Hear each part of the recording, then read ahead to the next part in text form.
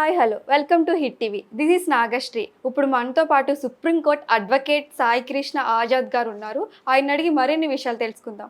నమస్తే సార్. ఇప్పుడు మనం కాలేజెస్లో చూసుకున్నట్లయితే నేను కూడా ఫేస్ చేశాను. సర్టిఫికేట్స్ ఇవ్వడానికి డబ్బులు కట్టి తీసుకోండి, మేము మీరు మనీ కట్టకపోతే, ఇలాంటివి వింటూ ఉన్నాం. దీనికి ఎలాంటి కేసు పెట్టాలంటారు? అసలు ఎలాంటి శిక్ష పడిద్ది వీళ్ళకి? అది నా దగ్గర కూడా వచ్చిందండి, నా దృష్టి కూడా వచ్చింది. ఈ మధ్యకాలంలో మనం చూసాం కాలేజీలో ఏమవుతుందంటే మామూలుగా ఫీజు కట్టమంటారు. అంటే సరే ఎంతో ఉంటుంది కదా, 1,00,000 2,50,000 మన నాకైతే ఐడియా లేదు. సో ఇంత కట్టమంటారు. సో ఏమవుద్ది, మనోడు ఏం చేస్తాడు, జాయిన్ అవుతాడు. పిల్లోడు జాయిన్ అయిన తర్వాత ఆడి కోర్సు నచ్చదు. ఇవన్నీ ఎక్కువ నాకు తెలిసి ఇంజనీరింగ్ కాలేజీలు ఎక్కువ జరుగుతాయి అనుకుంటున్నాను. నేను అనుకుంటాం ప్రెజెంట్ డిగ్రీలో కూడా జరుగుతుందా. మేము ఎప్పుడు డిగ్రీ అయిపోయింది, మాకు అంత నాలెడ్జ్ లేదు. కానీ సో మామూలుగా సో మీ ఇలాంటి జనరేషన్ వాళ్ళకి ఇప్పుడు తెలిసింది. ఇప్పుడు డిగ్రీ కాలేజ్ అనుకుందాం, లేదా మీరు బీటెక్ సంథింగ్ ఏదో కాలేజ్, ఏదో మొత్తానికి ఒక ఎడ్యుకేషన్ ఇన్స్టిట్యూట్ అండి. ఆ పేరు ఈ పేరు మనకు వద్దు, కానీ పలానా ఎడ్యుకేషన్ ఇన్స్టిట్యూట్లో మీరు జాయిన్ అయ్యారు. జాయిన్ అయిన తర్వాత ఏమవుతుంది, 30,000 40,000 ఫీజు అన్నారు. సరే మనకి ఇంట్రెస్ట్ లేదు, కోర్స్ జాయిన్ అయ్యి మనం 10,000 20,000 కట్టేసాం.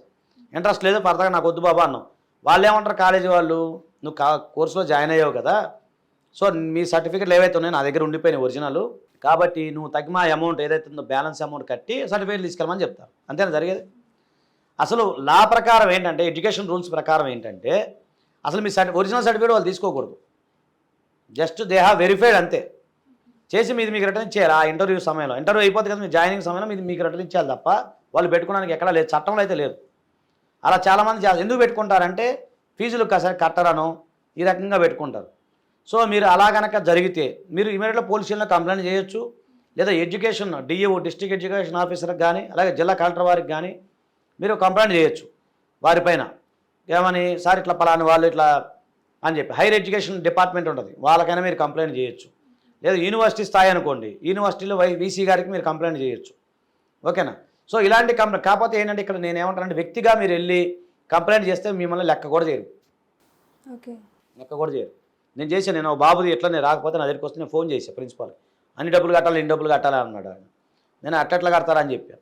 అలాగే ప్రైవేట్ ఇన్స్టిట్యూట్లో కూడా మనం చూడండి, చిన్న ప్రైవేట్ ఇన్స్టిట్యూట్లు ఉన్నాయి. ఒక్కొక్క ఫీజు అంతా నెలకు 1,00,000 రూపాయలు డొనేషన్లు తీసుకుంటున్నారు. ఫీజులు ఎట్లున్నాయండి పిల్లలకి, ఫీజులు 1,00,000 రూపాయలు డొనేషన్, నెల 15,000 20,000 మరి ఒక్కొక్కరికి పిల్లలకి. అలాంటి పరిస్థితి ఉంది. ఉచిత విద్య లేదు ఈరోజు. నర్సరీ యూకేజీ ఎల్కేజీ ఉండే స్టెప్సే ఉంటాయి. మాకు తెలియదు, ఎందుకంటే నేను మాదంతా ఉడతరది కదా, మళ్ళీ తిట్టుకోమాకండి. చాలామంది ఏంటి నా పెద్ద లాయర్ అయ్యి ఉండి యూకేజీలు ఎల్కేజీ తెలియదు అనుకుంటున్నాను. మాకు అది తెలియదు, నిజం చెప్పండి తెలియదు. మేము డైరెక్ట్ వాళ్ళు ఉడతరాచి డైరెక్ట్గా వచ్చేవాళ్ళు. మా చిన్నప్పుడు చదువులు అట్టుండే. ఇప్పుడు నర్సరీ యూకేజీలు ఎల్కేజీలు ఇంకేయో కేజీలు చేసుకుంటా ఆదికి రావాలి. అంటే ఒక వ్యక్తి 3 సంవత్సరాలు అంటే నర్సరీ యూకేజీ ఎల్కేజీ ప్లస్ 10 అంతే కదా, 13 ఇయర్స్లో ఒక పిల్లవాడిని చదివేయాలంటే 15 నుంచి 20 లక్షలు ఖర్చు అవుతుంది ఇప్పుడున్న జనరేషన్లో. మేము లా మొత్తం కూడా అంత లేదు మేము చదివింది. అంటే నేను ఎందుకంటే బాధ అనిపిస్తుంది. గవర్నమెంట్ వాళ్ళు ఉచిత ఎడ్యుకేషన్ ప్రవేశపెట్టాలండి. ఈ ఉచిత పథకాల బదులు ఎడ్యుకేషన్ ప్రవేశపెట్టాలి, ఉచిత వైద్యం ప్రవేశపెట్టాలి. దానివల్ల ఏమవుతుందంటే ప్రజలు ఆరోగ్యంగా ఉంటారు, ఆనందంగా ఉంటారు, వాళ్ళు ఇంటలెక్చువల్గా పెరుగుతారు. అది కావాల్సింది మనకి. సో అది మనకి సంబంధం లేదనుకో, రాజకీయాలు మనకు సంబంధం లేదు. కాకపోతే నేనేమంటున్నానంటే, నాగశ్రీ గారు ఒకటే, ఎవరైనా సరే మీ ఎడ్యుకేషన్ కనుక ఇన్స్టిట్యూట్లో పెట్టి నేను ఇవ్వను అంటే మాత్రం అది లీగల్గా చట్టబద్ధత లేదు. ఓకేనండి.